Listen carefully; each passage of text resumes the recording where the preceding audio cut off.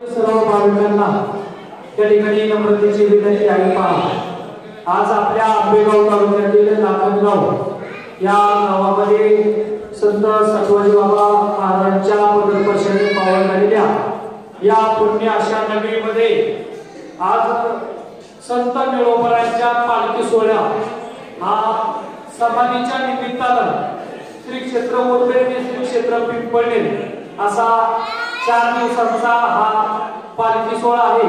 आणि या पालखी सोहळ्यामध्ये या वर्षापासून संत सटवाजी बाबा महाराज दिंडी सोहळा सहभागी होणार आहे आणि एक मानाची दिंडी म्हणून आपल्या गावाची निवड त्या ठिकाणी करण्यात आलेली आहे। म्हणून तो पालखी सोहळा या वर्षी 16 मार्च या तारखेला जाणार आहे। म्हणजे शिवरात्र 15 मार्चला आहे आणि 16 मार्चला आपण सोहळा निघतोय। अशा पद्धतीचा 3 दिवसाचा प्रवास 15 किलोमीटर टप्पा 15 ते 45 अशा पद्धतीचा 45 किलोमीटर टप्पा आहे।